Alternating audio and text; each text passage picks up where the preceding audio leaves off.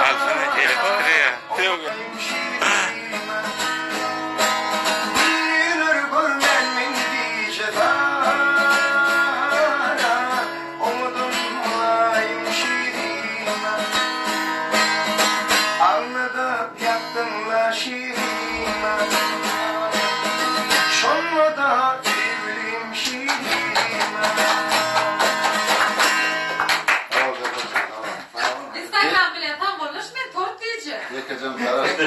Instagram'la ta oluşmakta 2 tane soru var. Ben yan kaydımda mektep bu zakanı gol tutup bile. Gol tutup bile. Ha. Gol tutup bile. Ne tapakta telefon ya. Ne? Yıllarlara bir gün geldim. Böyle bir de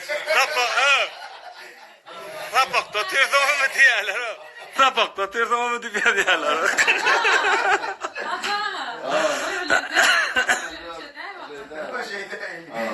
Birinizden aleme şu gepleşip koyduğuna yutuyor. Şunda yani köp bağlarlar diye. O ne öyle diye Levap dokuda ol mektebi. Ne hemşin Levap'ta diymen aşkva dokut diyeler. Levap'ta 8. klasda şimdi okul. 8. sınıfta Levap'ta Sonra öğrenirden iyi doktor. Ha neyden okudun sonra? 8. sınıfta Levap'ta. O Levap'ta da 1. orta mektebe okudum.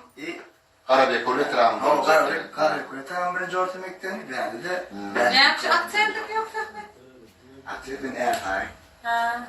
Ya akcent ol, diyalekt ol şey var, boyan yerde ya. Bende de yok bak. Ana bayram alem yine. Boy falan nereden yok? Koyaydı. Niye böyle bu sorular çözdük. Ağlarlar mı koşuşurlar deyip umid ediyen. Servet okuyucu var. Kimdir bir yerinin durmuşa çıkan kıydının bokçalı otağının suratı çık koyup Uy o var ya iş iş verdi bakın. Yok Selvi var ya çay işledi. Başkalar içip oturan yani. Hep kimin göbeğini biliyor musun? Bize yok tuttuk kovdu. Yok onunla ya tutma beğenmedi.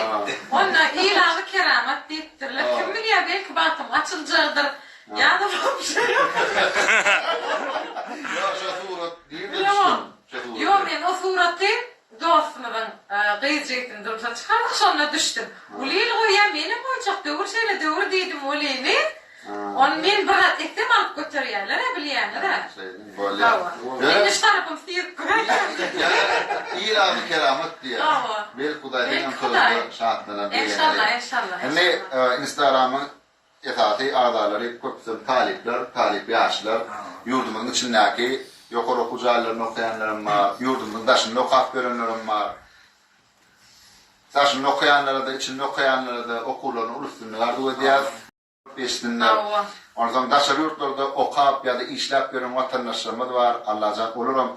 Tamamen atı vatanı dolansunlar, tamamen üye ocaklarına kovuşsunlar, devletli maşgalalarına toy tutsunlar, şol toylarda da söhbet cuma fiyali, fiyali, okuyucu ve yani acayip aydımcılar aydın. Parçalarımızdan morfuna. Öyle mi aradın?